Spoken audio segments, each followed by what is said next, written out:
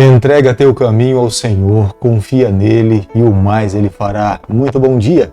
Com essas palavras nós começamos mais um dia.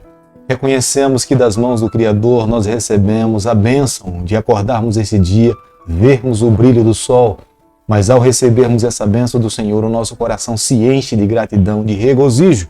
E é por isso que logo nas primeiras horas de todo dia, a cada manhã, nós nos levantamos com os nossos pensamentos voltados para o Criador.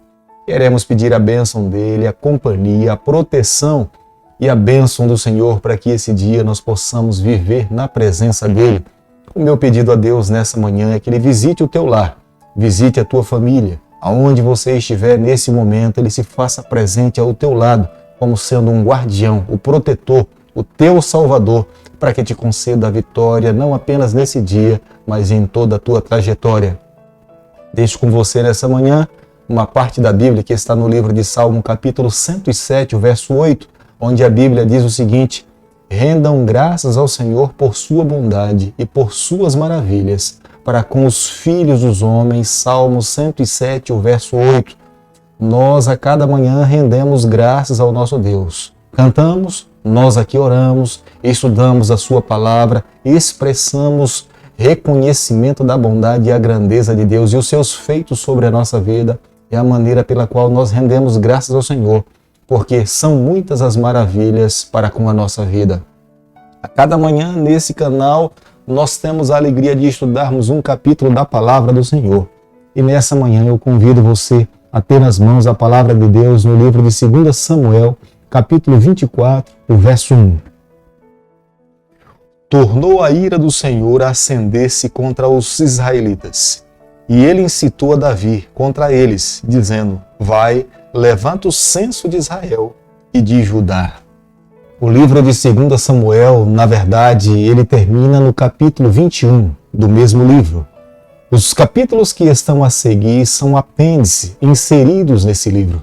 Não quero dizer com isso que esses 3 últimos capítulos não sejam inspirados. Eles são tão inspirados quanto os outros 21 capítulos inseridos nesse livro. Mas nós podemos ver através desses capítulos a graça e a mão de Deus conduzindo a vida de Davi.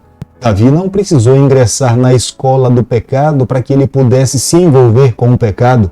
Isso já veio nele desde o seu nascimento. É a mesma coisa que acontece conosco. Nós não ingressamos em nenhuma escola para aprendermos a pecar. Nós já nascemos no pecado.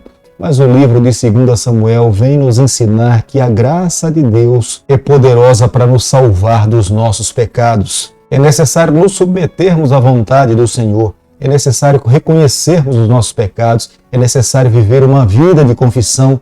Todo aquele que está envolvido no pecado, por mais longe que possa ter ido de Deus, mas ao reconhecer, ao admitir as suas falhas e se submeter à vontade do Senhor, Deus é grandioso, Ele é poderoso para moldar, transformar, perdoar os nossos pecados e nos conceder o direito de uma nova vida. O relato bíblico que nós encontramos no capítulo 24 do livro de 2 Samuel, ele deveria estar inserido logo depois do capítulo 9 desse mesmo livro, logo após que Davi conquista a cidade de Rabá. Joabe tinha exercido a sua função como comandante do exército de Davi por um período de aproximadamente 10 anos. E nesse período, nós podemos entender que Israel estava livre de todas as suas batalhas. No livro de 1 Crônicas, capítulo 21, esta narrativa ela está inserida logo após os preparativos de Davi para a construção do templo do Senhor. No versículo 1 do capítulo que nós estamos estudando nessa manhã, o escritor do livro de 2 Samuel, ele usa a expressão que Deus incitou a Davi. Mas, na verdade, Deus não induz ninguém a pecar. Quem, na verdade, instigou Davi a se encher de orgulho e presunção e querer aumentar o seu exército para que pudesse aumentar as suas fronteiras foi Satanás. É ele que é o pai da mentira, do engano e do pecado. O fato de Davi fazer um recenseamento não havia nenhum problema. Mas o grande mal que estava por trás de tudo isso era que Davi iria passar a confiar no seu exército, não mais no Senhor. O objetivo principal de Davi em levantar o censo dentro da nação de Israel tinha como objetivo principal em mostrar para todos os israelitas de quão poderoso eles tinham se tornado. E olhando para o futuro, ele queria revelar de que eles tinham um poder militar bélico para poder ampliar as suas fronteiras. Mas agindo dessa forma, Davi estava colocando a sua confiança em carros, cavalos, espadas e lanças e soldados. E Davi estava menosprezando o poder sobrenatural do seu Deus. Deus não se agradou da atitude de Davi nesse momento. Mesmo Joabe, sendo seu comandante, lhe fazendo conselhos dizendo que Deus não iria se agradar dessa atitude, Davi menosprezou o conselho de Joabe e seguiu os seus próprios pensamentos. Nos dias em que nós estamos vivendo, nós precisamos parar para fazermos uma reflexão. Onde nós temos depositado a nossa confiança?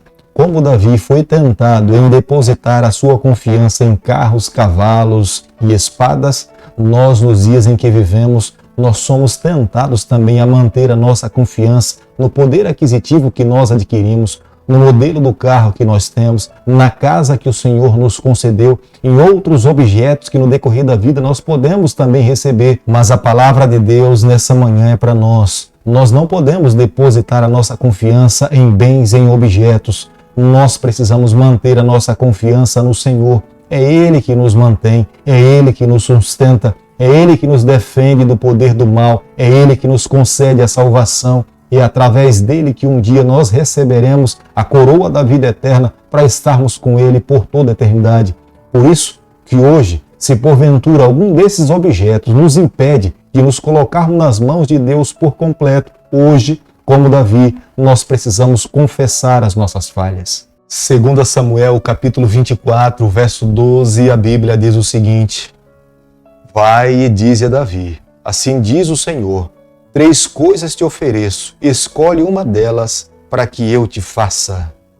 Logo depois que Davi levantou o censo sobre a nação de Israel, ele recebeu a visita do profeta Gade. Deus estava falando para ele que ele tinha pecado, que ele tinha transgredido a lei de Deus, que ele tinha depositado a sua confiança em objetos, em bens e tinha se esquecido do Senhor. E Deus fala através do profeta Gade que ele deveria escolher 3 sentenças para a sua vida. No versículo 14 do capítulo que nós estamos estudando nessa manhã, Davi sabiamente escolhe cair nas mãos do Senhor.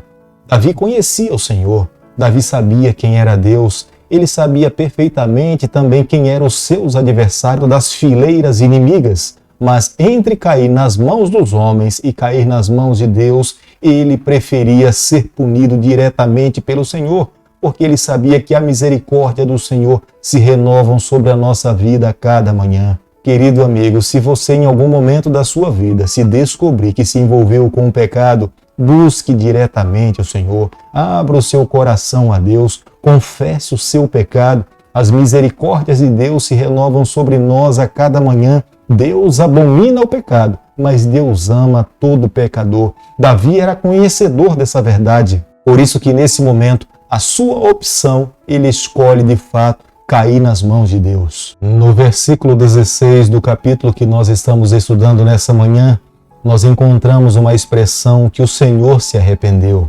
Não é que Deus precise se arrepender, mas é que Deus levou Davi a mudar os propósitos do seu coração. Em vez de haver uma mudança em Deus, Deus transformou as atitudes de Davi.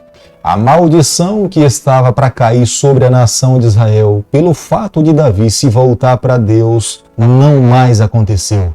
A eira era um lugar plano, onde no passado se usava para debulhar os milhos ou debulhar os feijão. Geralmente ficava à porta da cidade. Era ali onde estava o anjo do Senhor fazendo a matança entre os israelitas. Vendo Davi o que o anjo estava fazendo, ele se volta para Deus e fala que é ele que deveria ser punido, não o povo, porque ele que tinha levantado o pensamento de fazer o censo entre a nação de Israel.